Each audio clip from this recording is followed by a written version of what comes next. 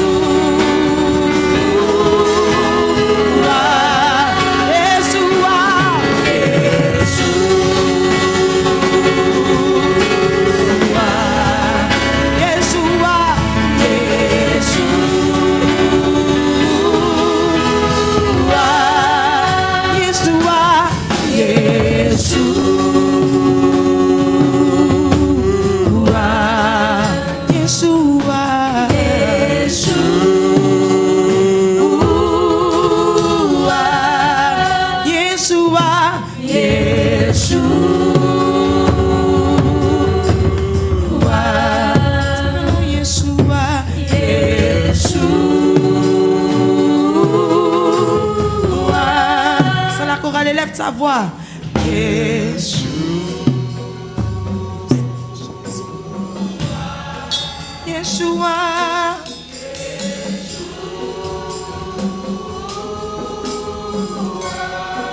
Yeshua. À la place de vos problèmes, dites. À la place de la maladie, proclamez. Sur vos projets, mettez le nom de Yeshua.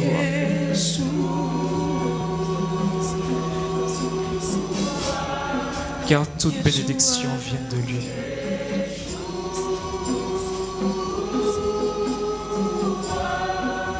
Yeshua.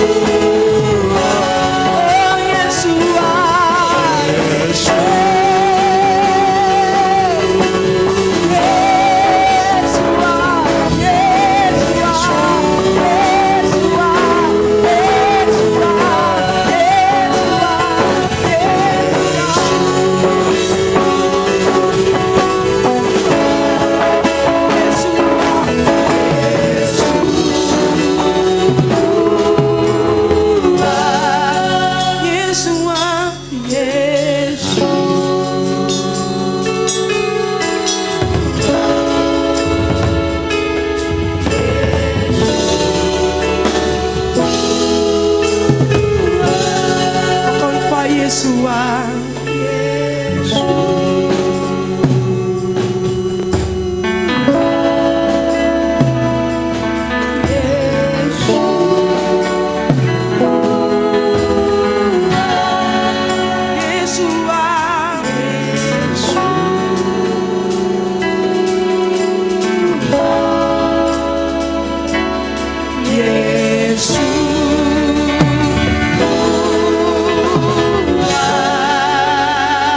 Applaudissez votre Dieu en ce matin.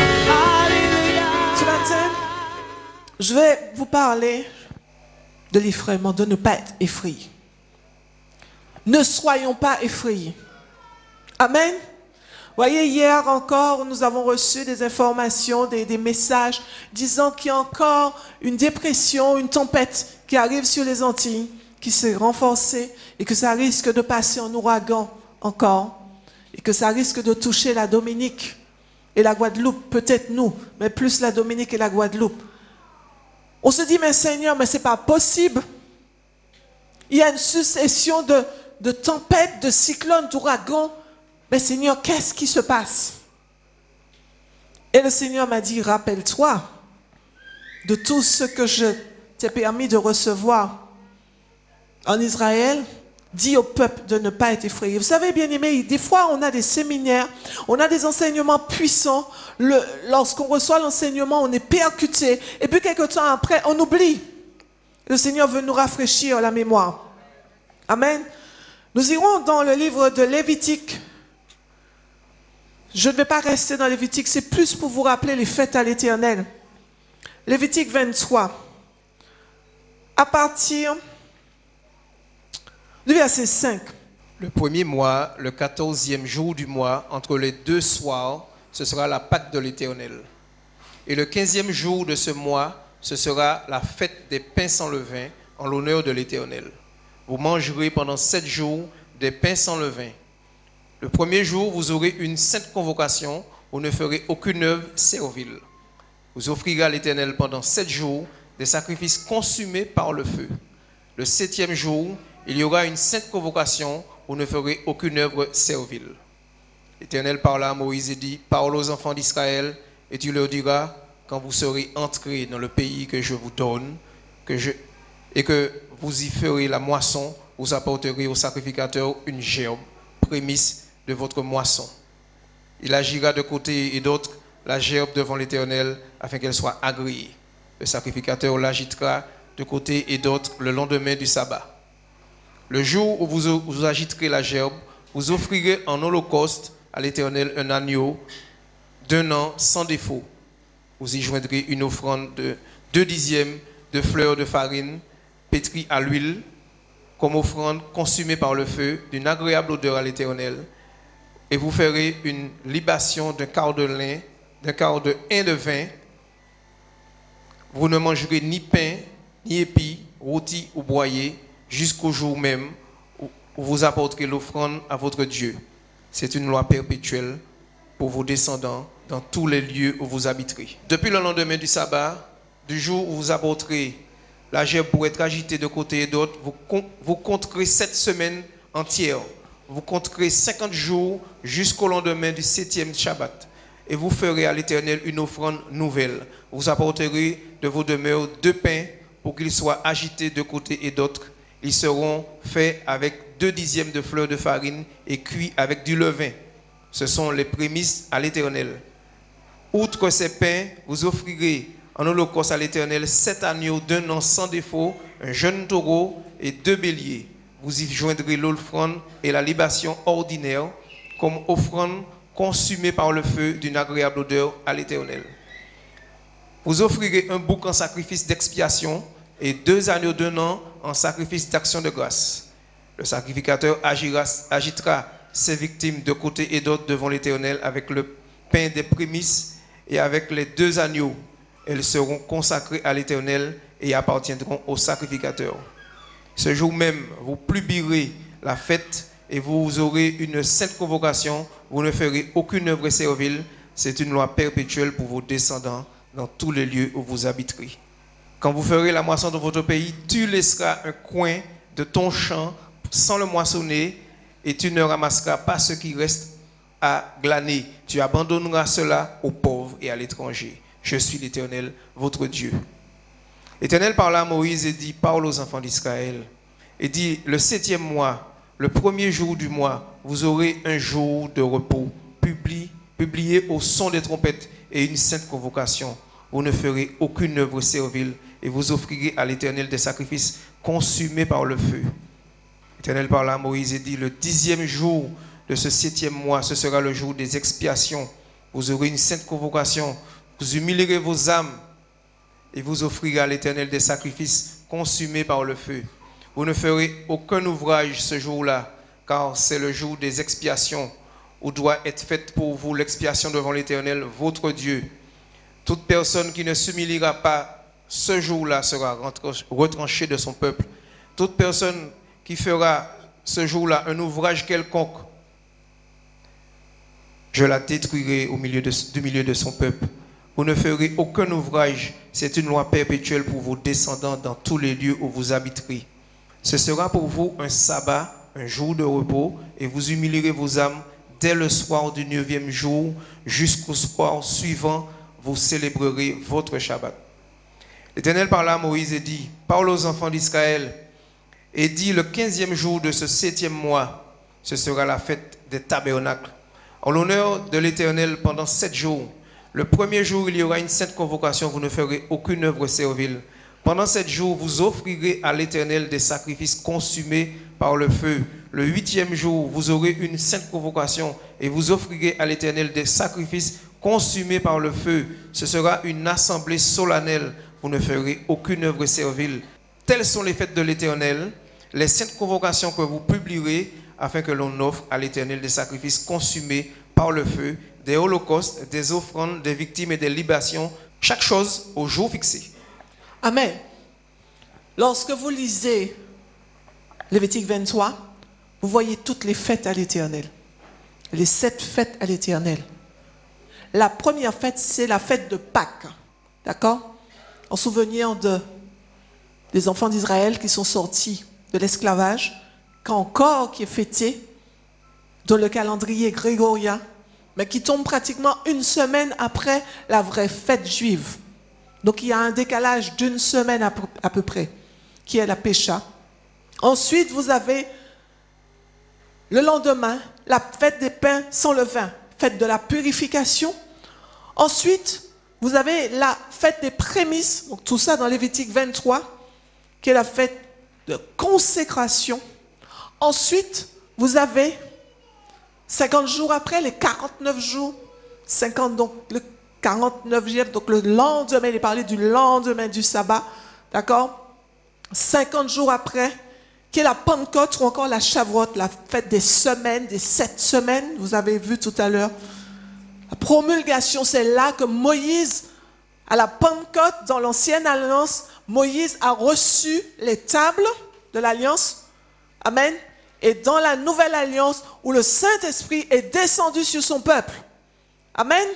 Et c'est là que l'Église est née, le jour de la Pentecôte. Cette semaine, la fête des semaines, qui était la Pentecôte, et nous avons reçu l'Église de Jésus-Christ, est née à la Pentecôte. L'effusion, le Saint-Esprit de Dieu est descendu sur les disciples, les 120. Amen. Ensuite, nous avons la fête des trompettes. Pourquoi je parle de cela? Parce que ce mois-ci, c'est le mois de la fête des trompettes en Israël.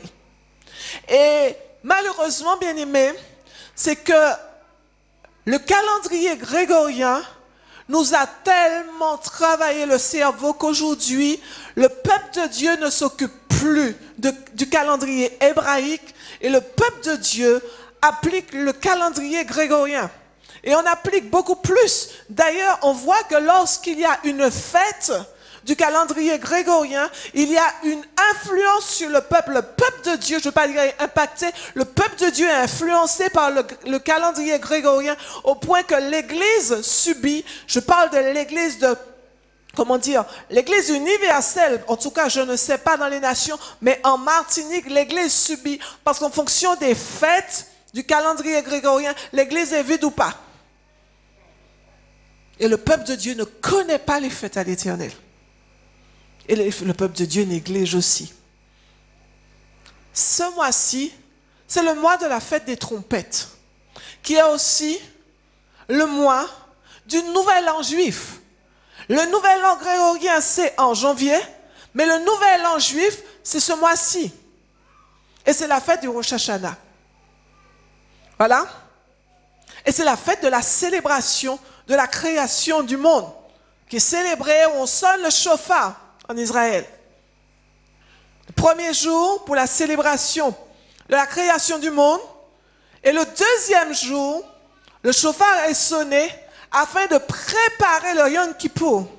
Le Yom Kippour qui est au verset 27 du chapitre de Lévitique 23, qui est la fête, le jour de l'expiation des péchés. Le jour de l'expiation. Donc le Yom Kippour, c'est la fête du grand pardon en Israël qui aura lieu dans une semaine. Donc cette semaine, c'est la fête des trompettes, qui est le Rosh Hashanah, qui est le nouvel an juif. Donc en Israël, le peuple juif fête le nouvel an. Et dans une semaine, donc vers le 29, il y aura le Yom Kippour, qui est la fête du grand pardon. Amen. Et après, en octobre, il y a la fête des tabernacles, qui est l'accomplissement de la prophétie. La Soukhot, où en Israël, les gens mettent les tentes, les petites tentes sur leur balcon, ils restent, ou dehors, ils restent dans leurs tentes. C'est l'accomplissement de la prophétie. Donc ça c'est un sujet d'étude biblique. Mais ce matin, je voulais parler du Rosh Hashanah, de la fête des trompettes. Nous sommes dans la semaine. Et nous voyons comment, depuis le début du mois de septembre, nous voyons comment il y a des choses qui se passent. La terre est bouleversée. Aux Philippines, par rapport à cette tornade, mon époux m'en a parlé, et comment on voyait le peuple philippin qui levait les mains pour que Dieu puisse les épargner de cette tornade. Et quand j'ai discuté avec notre sœur par rapport à Saint-Martin, bien-aimé, je vais vous dire, c'est vrai qu'il y a une grosse perte humaine à Saint-Martin, une très grosse perte humaine. Mais Dieu a fait grâce à Saint-Martin à cause de la prière de ses enfants. Dans l'église, ils avaient levé les mains sur la mer afin que Dieu agisse. Il y a beaucoup d'abominations comme en Martinique. Et pendant que j'étais assise là, le Seigneur me rappelait de cette plage qui existe en Martinique où les homosexuels vont faire leurs bêtises. Et après, on s'étonne que Dieu frappe. Vous imaginez une plage en Martinique où les homosexuels vont là pour faire leur ébat amoureux. Enfin, entre guillemets, la débauche. Et que les yeux de Dieu voient cela. C'est une abomination aux yeux de l'Éternel.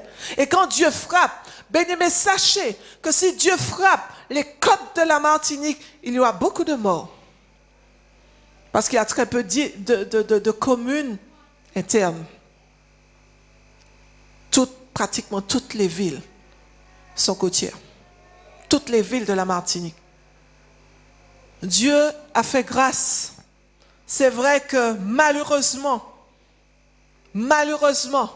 à Saint-Martin, il y a des enfants de Dieu qui sont partis. Mais béni soit le nom du Seigneur de ceux qui sont partis en Christ. Amen. Même s'il y a de la souffrance, même s'il y a de la tristesse, mais ils sont partis en Christ. Nous irons dans le livre de Luc 21, versets 25 à 35. Il y aura des signes dans le soleil, dans la lune et dans les étoiles. Et sur la terre, il y aura de l'angoisse chez les nations qui ne sauront que faire au bruit de la mer et des flots. Les hommes rendant l'âme de terreur dans l'attente de ce qui surviendra sur la terre. Car les puissances des cieux seront ébranlées. Alors on verra le Fils de l'homme venant sur une nuée avec puissance et une grande gloire. Amen. Bien-aimé, on va s'arrêter là. Bien-aimé, la parole de Dieu dit, il y aura des signes dans le soleil, dans la lune et dans les étoiles. Il y aura des signes dans le ciel. Et dernièrement, vous avez tous vu ce nuage pendant 3 jours avec la même forme sur la Martinique, là-bas. Il y a le centre. Tout le monde a été, comment dire, attiré à voir ce nuage, la forme que ce nuage avait. C'est un signe. On va dire, oui, mais ce sont des nuages. Non, ce sont des signes. Le Seigneur veut que nous fassions attention. Maintenant, bien-aimés, nous n'allons pas consulter les astres. Juste une parenthèse. Ces jours-ci, faites attention à vos téléphones. Parce que les magiciens et les devins et tous ceux qui utilisent les sciences diaboliques appellent beaucoup sur les lignes téléphoniques pour proposer des services. Et je peux vous dire, bien-aimés, si nous ne sommes pas persévérants dans le travail que nous avons, eux, ils sont persévérants. Faites attention. Faites attention aussi à ce que vous dites au téléphone. Amen. Bien-aimés, la parole de Dieu dit qu'il y aura des signes dans le soleil, dans la lune. Dernièrement, je ne sais pas si vous avez vu, j'ai un frère qui m'a envoyé cette image, mais moi je l'ai vue. Quand je pars, je regarde alors que le soleil se couche à l'ouest. Je regarde à l'est et je vois comme si il y a des rayons de soleil en arc. Je ne sais pas si vous avez vu ça. Le soleil se couche à l'ouest. Il y avait des rayons le soir, là, sorte d'arc, lumineux. Il y a des signes aujourd'hui dans le ciel. Et il faut qu'on puisse faire attention. La Bible dit qu'il y aura de l'angoisse dans les nations. Et les hommes ne sauront que faire au bruit de la mer et des flots. Et quand j'ai regardé, je me rappelle l'an dernier, alors qu'on devait aller à Saint-Martin, on avait trouvé logement à Bennetley. Et la sœur Patricia m'a dit, non ma sœur, ne va pas à Bennetley parce que c'est près de la mer, on ne sait jamais, c'est la période cyclonique, ne va pas. Effectivement, quand je vois ce qui s'est passé à Bennetley, comment les deux mers, je pense que une est passée par là, l'autre est passée par là et ça a recouvert totalement. Il y a eu des morts là.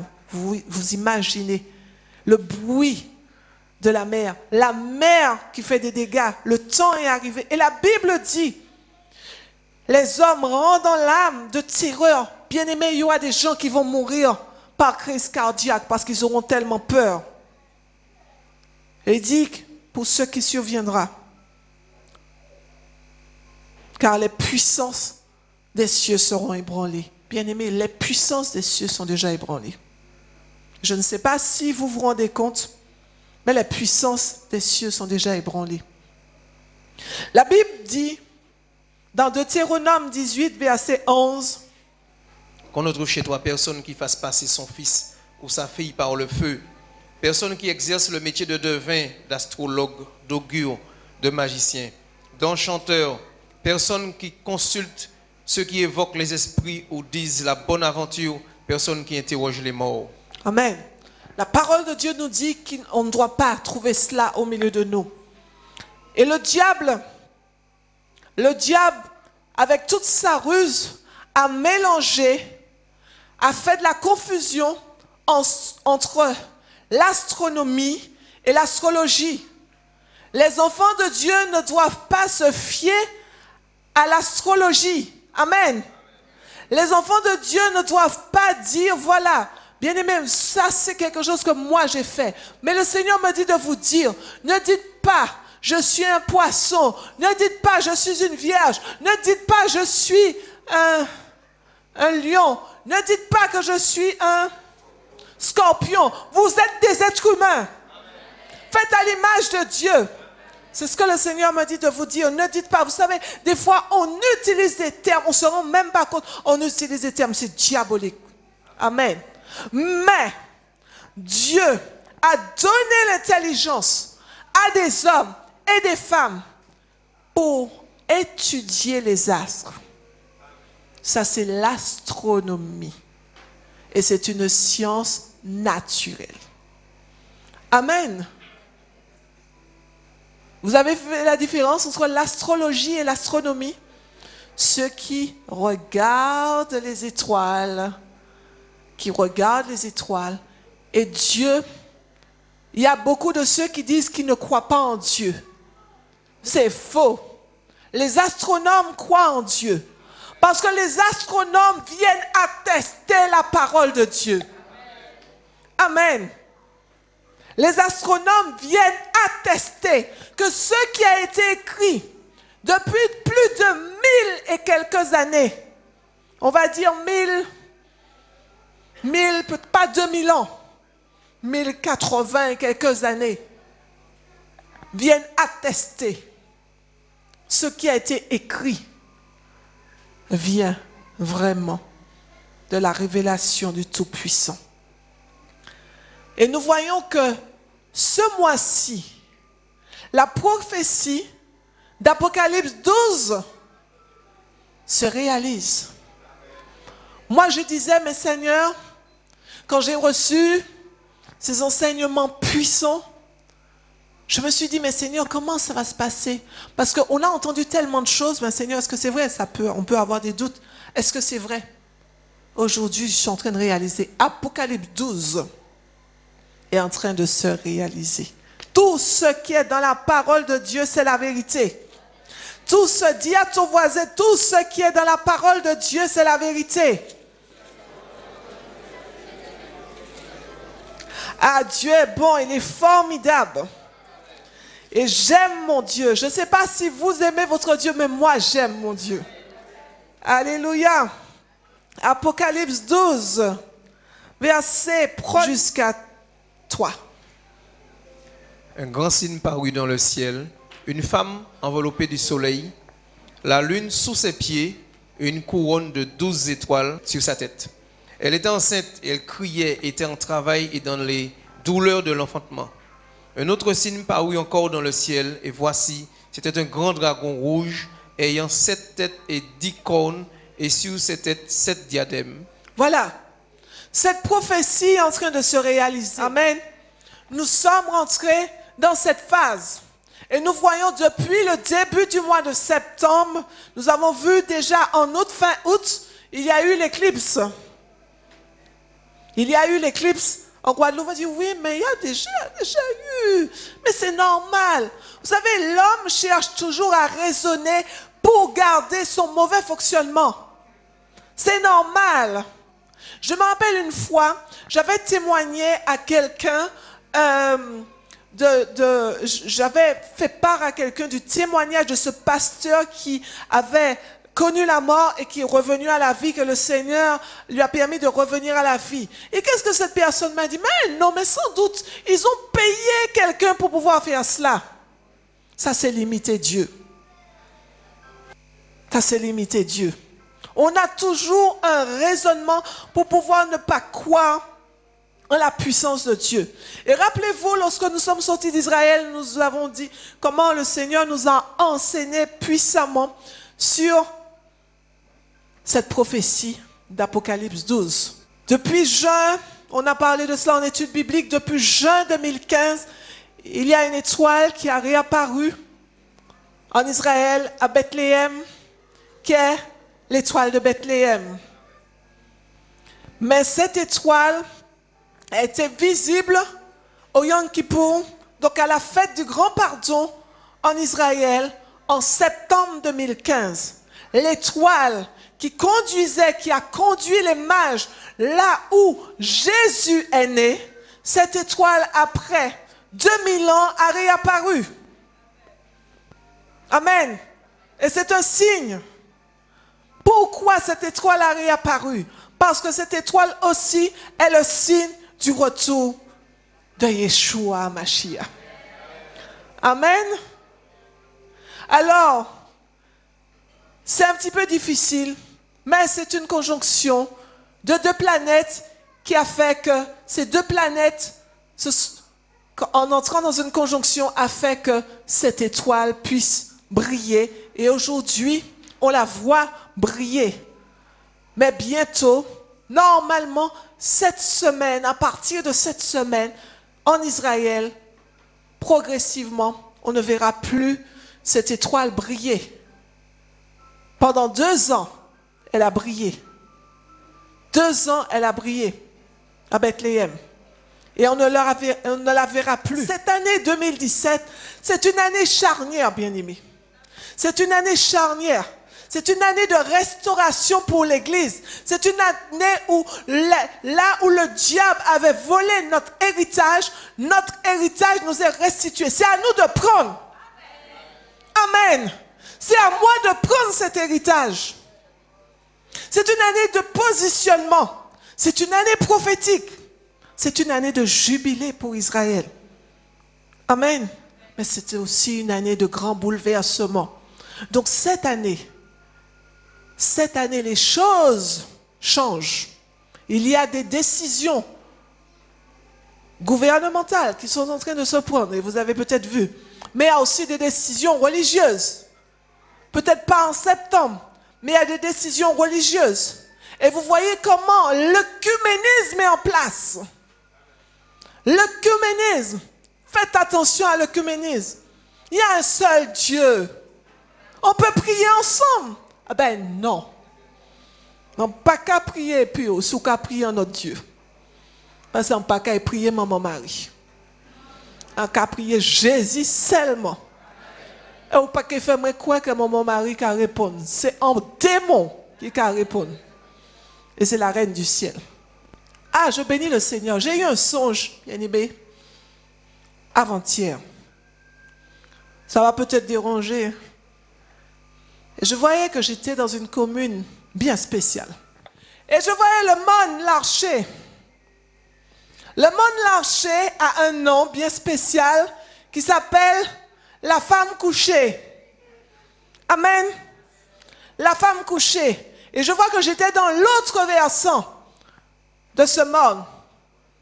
Et bien aimé, le Seigneur a permis que je voie dans l'esprit effectivement cette femme où ses pieds allaient dans la mer. Et le Seigneur m'a dit, la puissance de la sirène des eaux est sur cette montagne.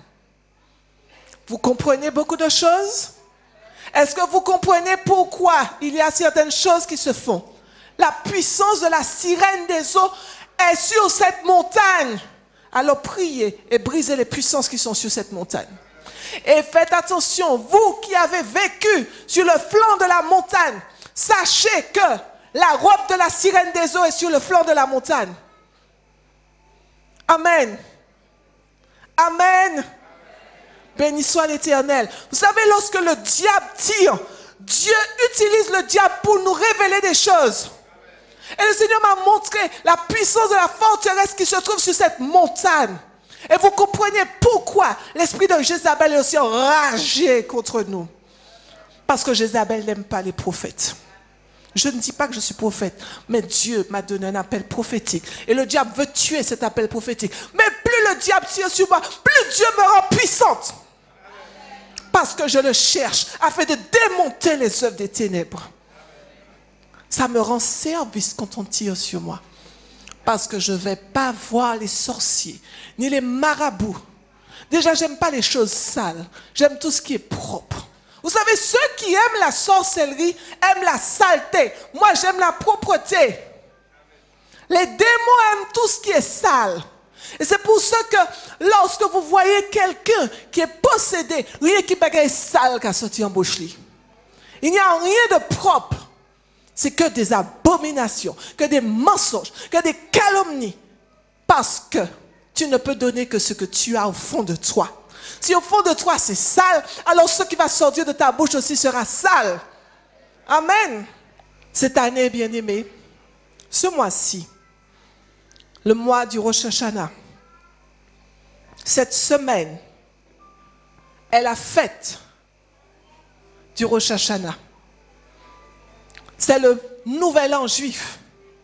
Et je vous ai dit, il y a un phénomène. Le premier phénomène, c'est l'étoile de Bethléem. Le deuxième phénomène, Il est dit dans la parole de Dieu, une femme enveloppée du soleil, la lune sous ses pieds et une couronne de 12 étoiles. Quand vous voyez, vous pouvez aller chercher sur Internet, vous voyez la constellation de 9 étoiles, 9 planètes. On parle de la constellation du lion, enfin moi je ne m'arrête pas sur cela, mais il y a l'alignement de 9 étoiles. Et il y a 3 étoiles supplémentaires qui viennent dans cet alignement, qui sont les planètes Vénus, Mars et Mercure, qui composent les 12 étoiles. Et cette femme dans la constellation s'appelle la Vierge. L'Église catholique dit que c'est la Vierge Marie. Ce n'est pas la Vierge Marie. Pourquoi? Parce que lorsque Jean a eu cette révélation sur l'île de Patmos, Marie n'existait plus. Elle était déjà morte et enterrée. Même si la parole de Dieu ne parle pas du jour où elle est morte. Mais nous savons qui sont les personnes qui sont montées sans passer par la mort. Amen. La Bible, si la Bible avait trouvé cela nécessaire de nous dire que Marie était montée sans passer par la mort, Dieu allait nous dire. Parce que Dieu sait nous dire les choses précises pour que nous puissions prendre garde. Quand vous regardez sur Internet les images d'astronomes qui ne sont pas des chrétiens, ils parlent de ces 12 planètes. Ils parlent d'étoiles là, mais ce sont des planètes. La constellation de ces 12 planètes avec le soleil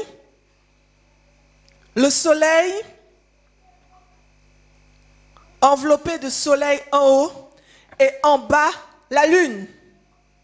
Exactement selon la prophétie de Jean.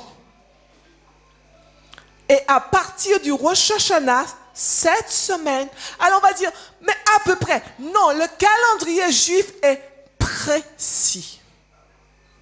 Le calendrier juif est précis. Amen. Donc cette semaine, entre le 21 et le 23 septembre, la planète Jupiter, une de ces planètes, va sortir de la constellation. Et c'est cette planète de la constellation de la Vierge, et c'est cette planète qu'on voit qui sort comme dans les jambes d'une femme qui accouche. Cette planète va sortir de la constellation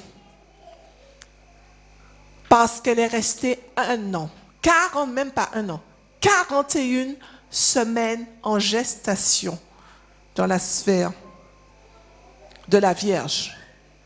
Et cette planète va sortir comme un accouchement, comme une femme qui accouche. Et là, le processus comme Hérode, qu'est-ce qu'Hérode a voulu faire? Hérode a voulu tuer Jésus. Donc là, c'est comme si c'est les 2 jambes de la femme. Et Jupiter va sortir de la constellation comme un accouchement. Et c'est un phénomène unique qui ne s'est jamais produit.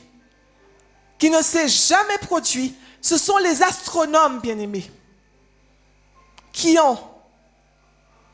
Cette image sort de la NASA. D'accord? Cette image sort de la NASA.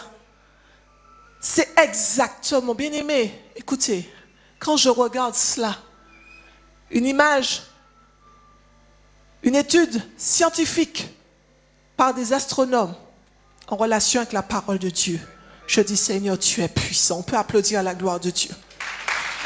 Est-ce que vous pensez que l'apôtre Jean, un vieillard qui se trouvait en exil sur l'île de Patmos,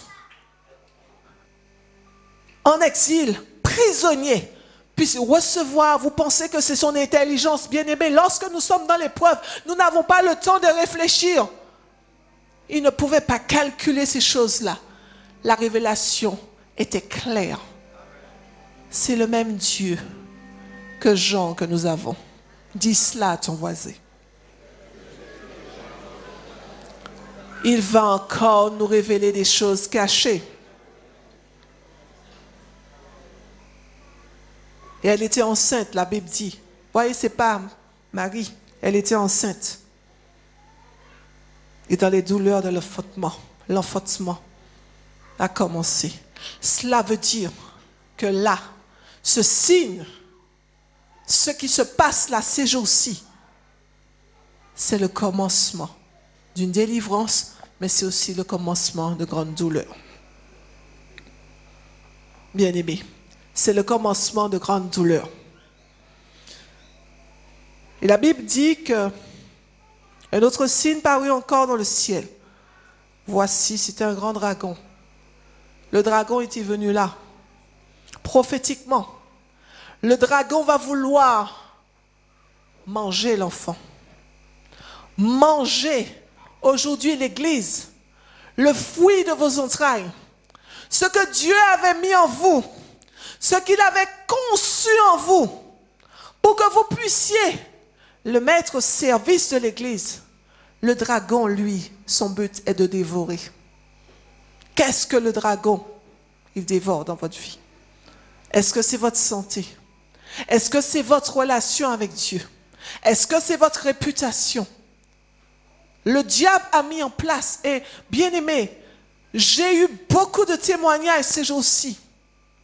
Je dis, béni soit le nom du Seigneur pour ceux qui sont persécutés.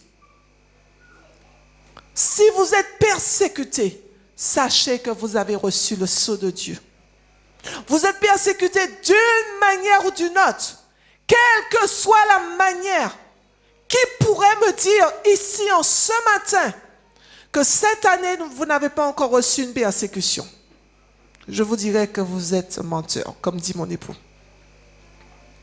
Tout le monde, à un degré différent, vous avez reçu une persécution. Le diable, il va chercher à faire des catastrophes dans vos vies. Il va chercher à faire des catastrophes dans vos vies.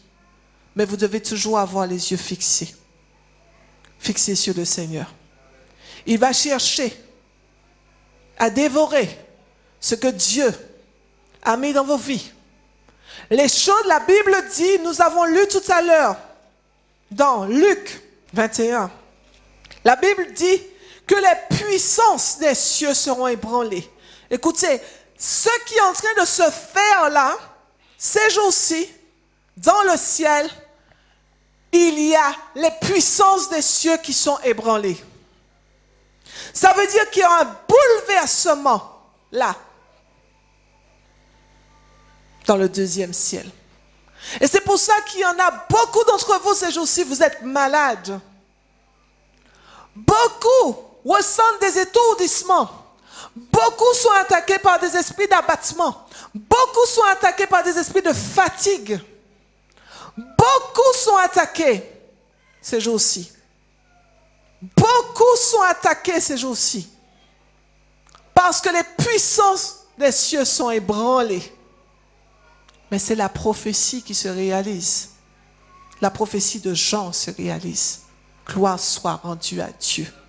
Gloire soit rendue à Dieu. Cela veut dire que notre délivrance approche. Vous comprenez, bien-aimés? Nous ne devons plus être charnels. Nous devons être spirituels. Cela veut dire que ce n'est plus moi qui vis, c'est Christ qui vit en moi.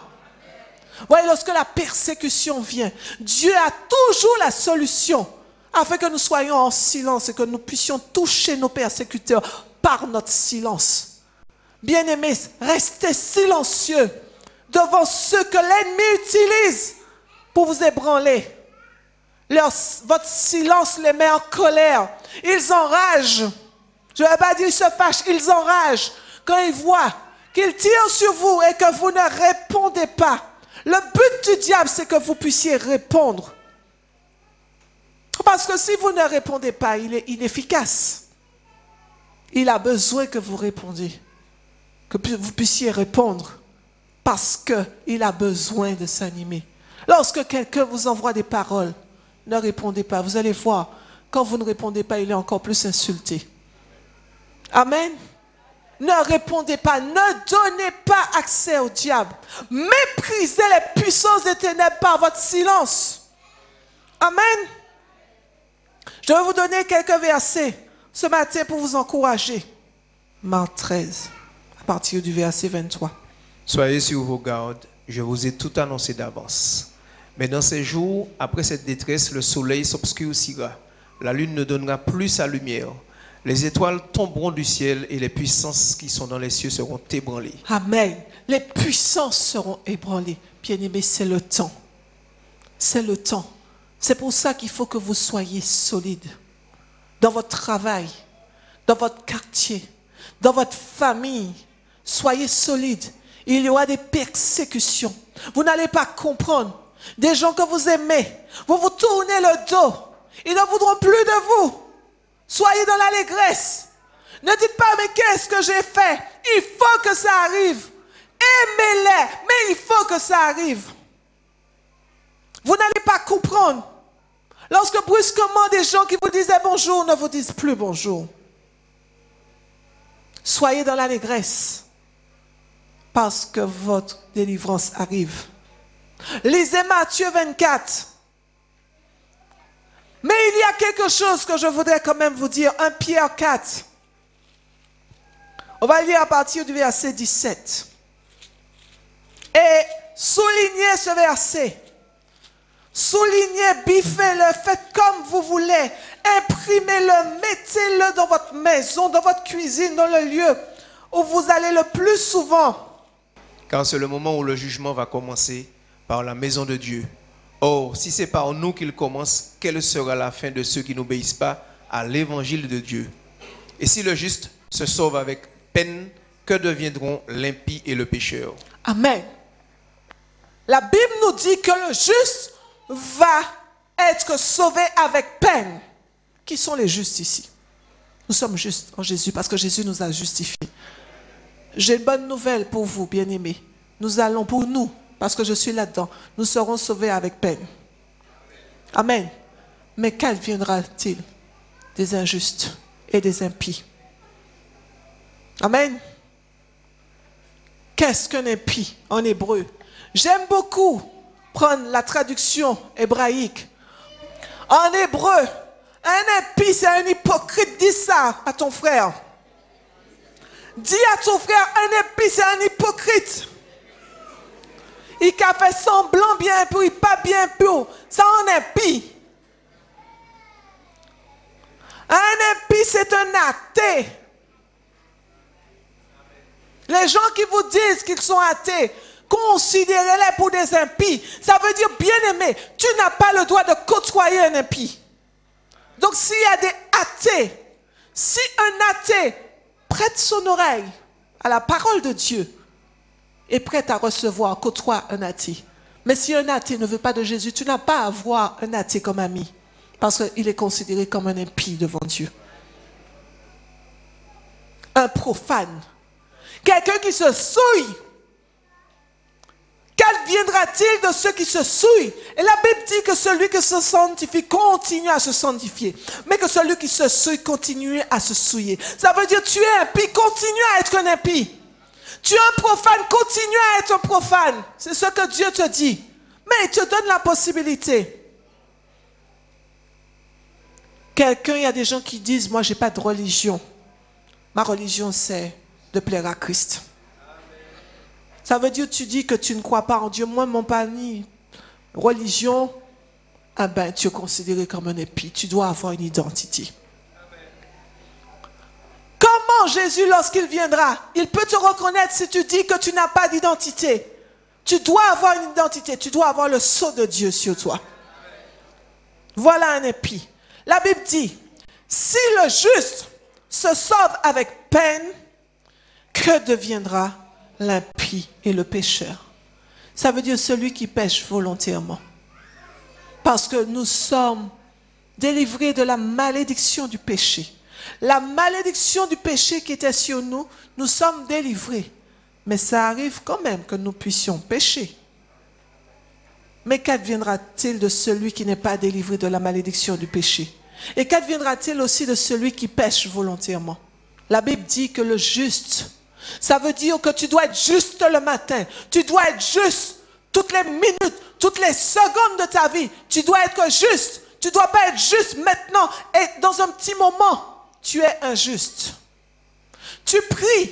Le matin, tu te réveilles. Tu pries. Tu recommandes ta journée au Seigneur. Et puis quelques heures après, tu es déjà en train de faire du mal à ton prochain. Et tu te considères comme juste. Je sais que vous n'êtes pas comme cela. Je sais que vous n'êtes pas comme ça. Mais ça existe. Et on dit qu'on est enfant du roi des rois, du Seigneur des seigneurs. Ce n'est pas vrai. Si on est enfant du roi des rois, du Seigneur des seigneurs, le Saint-Esprit vient te dire, ma fille, mon fils, tu ne dois pas parler comme ça. Tais-toi. Cela veut dire que si tu continues, tu dis que tu es enfant de Dieu et tu continues dans ton dérèglement, c'est que Dieu t'a déjà rejeté. Il t'a déjà rejeté. Il a déjà tourné son dos pour toi. Et il te dit, voilà, maintenant je te livre. Je te livre. C'est ce que tu aimes. Tu aimes faire du mal. Fais du mal. Tu vas récolter. Qu'adviendra-t-il? Le jugement de Dieu commence dans la maison de Dieu. Ça veut dire la vie nouvelle. Dieu commence là. Et chaque assemblée où le nom de Dieu est prêché dans toute la vérité, le jugement de Dieu a commencé dans chaque assemblée en Martinique. Pas en Martinique seulement, en Guadeloupe, à Saint-Martin, en Dominique, à Sainte-Lucie, dans toute la Caraïbe et dans toutes les extrémités de la terre. Le jugement de Dieu a commencé. Ça veut dire que Dieu fait un tri. Dieu a déjà, pas un train, il a déjà fait un tri. Parce que nous sommes dans le temps de cette prophétie. Et bien aimés, ayez les yeux ouverts. Soyez sobres. Ne vous laissez pas endormir. Priez, veillez et priez. Parce que les choses ont commencé. Les choses ont commencé. Les choses terribles. Parce que les puissances diaboliques du ciel ont été ébranlées. Et lorsque les puissances sont ébranlées, il y a des dégâts sur la terre parce que les puissances ne peuvent pas faire de dégâts dans le ciel de Dieu. Ils ne peuvent pas faire de dégâts dans le ciel de Dieu. Ils vont faire des dégâts sur la terre. Ne soyez pas effrayés, mais tenez ferme. Tenez bon. Tenez bon. Soyez encouragés. Soyez fortifiés. Priez. Lisez la parole. Et surtout, remplissez votre cœur d'amour. Parce que c'est l'amour qui vous permettra de vaincre. Parce que le diable va s'acharner contre nous afin de dévorer l'enfant que Dieu a mis en nous. Qu'est-ce que Dieu a mis en toi? Le diable va chercher à dévorer cet enfant qui va te donner à avancer dans le royaume de Dieu.